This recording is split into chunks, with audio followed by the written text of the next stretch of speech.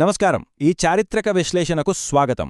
ఈరోజు మనం భారత చరిత్రలో అత్యంత కీలకమైన, ఎప్పటికీ మర్చిపోలేని ఒక ఘట్టాన్ని డీకోడ్ చేయబోతున్నాం. అదే 1857 సిపాయిల తిరుగుబాటు. ఇదేదో రాత్రికి రాత్రే అనుకోకుండా జరిగిన సాధారణ ఘటన కాదండి. దశాబ్దాల తరబడి లోపల రగులుతున్న కోపం, అసంతృప్తి అనే ఒక భారీ అగ్నిపర్వతం ఒక్కసారిగా బద్దలవడంగా దీన్ని మనం అర్థం చేసుకోవాలి. సరే, ఆనాటి పరిస్థితులు, ఆవేశాలు మరియు దాని పర్యవసానాలను ఒకసారి లోతుగా విశ్లేషిద్దాం. మనం ముందుకెళ్లే ముందు ఈరోజు మనం చర్చించుకోబోయే ముఖ్యాంశాలు ఒకసారి చూద్దాం. అగ్నిపర్వతం బద్దలవటం, తిరుగుబాటు నాయకులు. ఇది కేవలం సిపాయిల తిరుగుబాటా లేక స్వాతంత్ర సమరమా అనే చర్చ. అసలు తిరుగుబాటు ఎందుకు విఫలమైంది? చివరగా కంపెనీ పాలన అంతం. ఓకే, ఇక మొదలుపెడదాం. మొదటి విభాగం, అగ్నిపర్వతం బద్దలవ్వడం. అసలు ఈ ఒత్తిడి ఎలా మొదలైందో చూద్దాం. చరిత్రలో ఏ పెద్ద విప్లవమైనా సరే ఒక్కరోజులో రాదు కదా. దాని వెనక ఏళ్ల తరబడి అణచివేత ఖచ్చితంగా ఉంటుంది. 1857 సంగ్రామం కూడా అంతే. సమాజంలోని ప్రతి వర్గం అప్పటికే తీవ్ర కోపంతో రగిలిపోతోంది. ఇక్కడ రాజకీయంగా చూస్తే డల్హౌసీ రాజ్య సంక్రమణ సిద్ధాంతం ద్వారా ఝాన్సీ, సతారా లాంటి రాజ్యాలను అన్యాయంగా లాగేసుకోవడం, అవధ్ ఆక్రమణ, అలాగే మొఘల్ చక్రవర్తులను ఎర్రకోట నుంచి గెంటేయాలని చూడడం లాంటివి రాజుల్లో తీవ్ర ఆగ్రహాన్ని తెప్పించాయి. ఇక ఆర్థికంగా గమనిస్తే రైతులు భారీ పన్నులు, జమీందార్ల దోపిడీతో నలిగిపోయారు. బ్రిటన్ నుంచి వచ్చిన చౌకైన వస్తువులతో మన స్థానిక చేతివృత్తులవారు అక్షరాలా వీధిన పడ్డారు. ఇక సైనిక సామాజిక కారణాలకొస్తే సిపాయిలకు తక్కువ జీతాలివ్వడం, అలాగే జనరల్ సర్వీస్ ఎన్లిస్ట్మెంట్ చట్టం తీసుకొచ్చి సముద్రం దాటి పనిచేయమనడం తమ కులానికి ముప్పుగా వారు భావించారు. దానికి తోడు సతీసహగమన నిషేధం లాంటివి తమ మత విశ్వాసాలపై దాడిగా ప్రజలు అనుమానించారు. ఇలా ఎక్కడ చూసినా అసంతృప్తియే. ఇన్నేళ్ల కోపానికి ఒక చిన్న నిప్పురవ్వ తోడేంది. అదే ఈ తక్షణ కారణం. అదేంటంటే కొత్తగా వచ్చిన ఎన్ఫీల్డ్ రైఫల్స్. వీటికి వాడే తూటాలకు ఆవు మరియు పంది కొవ్వు పూశారన్న వార్త అక్షరాలా దావాణలంలా వ్యాపించింది. ఆ తూటాలను నోటితో కొరికి తీయాల్సి రావడం సిపాయిలకు మింగుడుపడలేదు. ఎందుకంటే హిందువులకు పవిత్రమైన ఆవు, ముస్లింలకు నిషిద్ధమైన పంది కొవ్వు అందులో ఉండడంతో రెండు వర్గాల సిపాయిల మనోభావాలు తీవ్రంగా గాయపడ్డాయి. ఇది ఉద్దేశపూర్వకంగా తమ మతాన్ని భ్రష్టు పట్టించే కుట్రగా వాళ్లు ఫిక్స్ అయిపోయారు. పరిస్థితులు ఎంత వేగంగా చేయి దాటిపోయాయో ఈ టైంలైన్ చూస్తే మనకు స్పష్టంగా అర్థమవుతోంది. 1856లో అవధ్ ఆక్రమణ, కొత్త సైనిక చట్టాలు అసంతృప్తిని పీక్స్కు తీసుకెళ్లాయి. ఆ తర్వాత కరెక్ట్గా మార్చ్ 1857లో బ్యారక్పూర్లో మంగల్ పాండే అనే సిపాయి అధికారులపై తిరుగుబాటు చేయడం ఒక సంచలనం. ఒక రకంగా చెప్పాలంటే ఇది రాబోయే తుఫానుకు ముందస్తు హెచ్చరికలాంటిది. చివరగా మే 10, 1857న మీరట్లో సిపాయిలు మూకుమ్మడిగా తిరుగుబాటు చేయడంతో ఈ చారిత్రక సంగ్రామం అధికారికంగా మొదలైపోయింది. రెండవ విభాగం, తిరుగుబాటు నాయకులు. ఈ మంటలు ఎక్కడికల్లా వ్యాపించాయో చూద్దాం. మీరట్లో రగులుకున్న మంటలు క్షణాల్లో ఉత్తర మధ్య భారతదేశమంతా వ్యాపించాయి. ఈ పోరాటంలో అడుగడుగునా బ్రిటిష్ వారికి సింహస్వప్నంగా మారిన ఆ నాయకుల గురించి మనం ఖచ్చితంగా మాట్లాడుకోవాలి. ఢిల్లీలో చూస్తే వృద్ధుడైన మొఘల్ చక్రవర్తి బహదూర్ షా జఫర్ను నామమాత్రపు నాయకుడుగా ప్రకటించారు. కాన్పూర్లో పింఛన్ కోల్పోయిన నానాసాహెబ్ తాంతియా తోపే, లక్నోలో బేగం హజరత్ మహల్, ఇక దత్తత హక్కు కోల్పోయిన వీరవనిత ఝాన్సీరాణి లక్ష్మీబాయి అయితే బ్రిటిష్ వారితో ఎంత వీరోచితంగా పోరాడారో మనందరికీ తెలిసిందే. అలాగే బీహార్లో వయసు పైబడిన జమీందార్ కున్వర్ సింగ్ చూపించిన తెగువ నిజంగా అసామాన్యమైనది. ఇప్పుడు అసలైన ఆసక్తికరమైన విషయం చూద్దాం. ఇన్ని పేర్లను ఎప్పటికీ మర్చిపోకుండా సులభంగా ఎలా గుర్తుపెట్టుకోవాలి?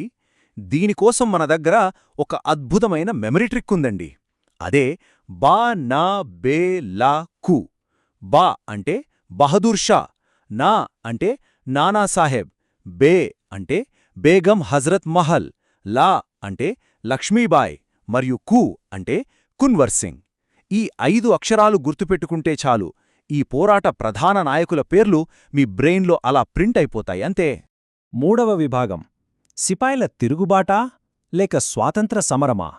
అసలీ సంఘర్షణ స్వభావాన్ని ఎలా నిర్వచించాలో తెలుసుకుందాం. చరిత్రకారుల మధ్య ఈ 1857 పోరాటం గురించి చాలా పెద్ద ఆసక్తికరమైన డిబేట్ ఉందండి. అసలిది కేవలం సైనికుల జీతబచ్చాల కోసం జరిగిన ముఠా తగాదానా, లేక దేశ విముక్తి కోసం జరిగిన మొదటి స్వాతంత్ర్య సమరమా? ఈ రెండు భిన్నమైన వాదనలను మనం నిష్పాక్షికంగా చూద్దాం. బ్రిటిష్ చరిత్రకారులు దీన్ని చాలా చిన్నది చేసి చూపే ప్రయత్నంలో కేవలం సిపాయిల తిరుగుబాటు అని మాత్రమే అభివర్ణించారు. కాని వీడి సావర్కర్ లాంటి వారు దీన్ని భారతదేశపు మొదటి స్వాతంత్ర్య సంగ్రామం అని చాలా గర్వంగా ప్రకటించారు. ఇదిలా ఉంటే ఆర్సి మజుందార్ మరియు ఎస్ఎన్ సేన్ వంటి చరిత్రకారులు మాత్రం దీనిని సైనిక మరియు పౌర తిరుగుబాటుల మిశ్రమంగా చాలా బ్యాలెన్స్డ్గా విశ్లేషించారు. అయితే ఇక్కడ చారిత్రక వాస్తవాన్ని మనం ఖచ్చితంగా అంగీకరించాలి.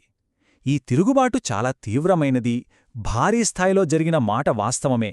కాని దానికి ఆధునిక జాతీయవాద లక్షణాలు పూర్తిగా లేవనే చెప్పాలి. అంటే అప్పటికింకా భారతదేశం అంతా ఒకటే అనే ఫీలింగ్ బలంగా నాటుకోలేదు.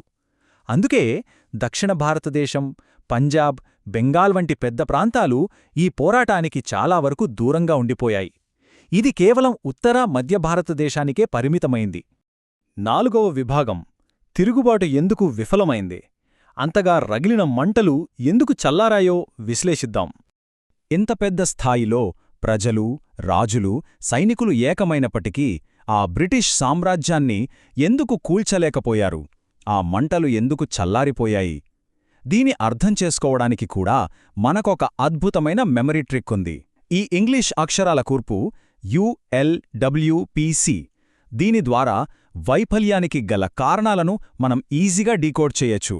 ఈ అక్షరాలను విశ్లేషిస్తే యు అంటే ఐక్యత, అంటే యూనిటీ లేకపోవడం, అందరికీ ఒకే ఉమ్మడి లక్ష్యం లేదు.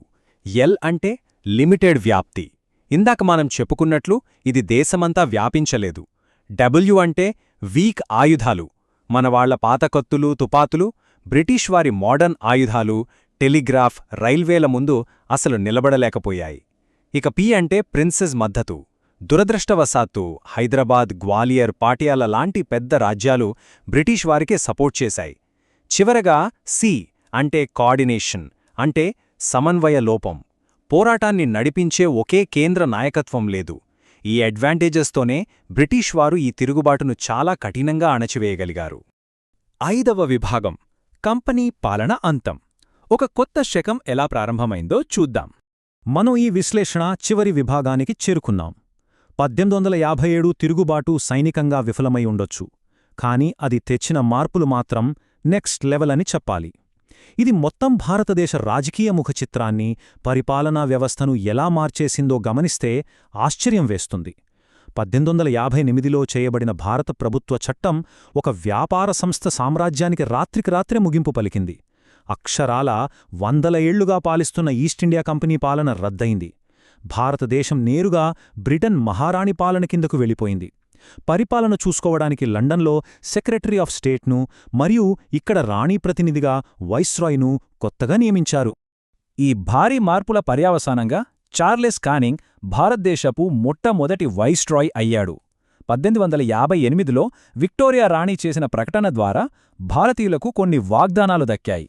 ఇకపై కొత్త రాజ్యాలను ఆక్రమించబోమని, భారతీయుల మతపరమైన, సామాజిక విషయాల్లో ఎట్టి పరిస్థితుల్లో జోక్యం చేసుకోబోమని ప్రామిస్ చేశారు. అలాగే 1861 ఇండియన్ కౌన్సిల్స్ చట్టం ద్వారా కౌన్సిల్స్లో భారతీయులకు చోటు కల్పించారు. అయితే ఇక్కడ గమనించాల్సిన విషయమేంటంటే, లోపల మాత్రం సైలెంట్గా విభజించి పాలించు వ్యూహాన్నే అమలు చేశారు. మళ్లీ ఇలాంటి తిరుగుబాటు జరగకుండా సైన్యంలో యూరోపియన్ల సంఖ్యను అమాంతం పెంచేశారు మరియు భారతీయులకు కీలకమైన ఫిరంగుల విభాగాలను ఇవ్వకుండా జాగ్రత్తపడ్డారు. మనం ముగింపుకు వచ్చేశాం. ఇక్కడొక ప్రశ్న మనల్ని తీవ్రంగా ఆలోచింపజేస్తోంది. 1857 పోరాటం విఫలమై ఉండొచ్చు, కాని ఆ వైఫల్యమే ఆధునిక భారత జాతీయవాదానికవసరమైన ఒక నిప్పురిగా మారిందా? మనమంతా ఏకమైతే తప్ప వీళ్లను తరిమి కొట్టలేము అనే ఐక్యతాభావాన్ని రగిలించిందా? ఆ ఆలోచనే ఆ తర్వాత కాలంలో జాతీయవాదోద్యమానికి, మన స్వాతంత్ర్యానికి పునాది వేసిందని ఖచ్చితంగా చెప్పొచ్చు. చారిత్రక ఆధారాల నుండి మనం ఈరోజు నేర్చుకున్నదిదే. ఈ లోతైన విశ్లేషణ మనందరికీ ఎంతో ఉపయోగపడిందని ఆశిస్తున్నాను. ధన్యవాదాలు.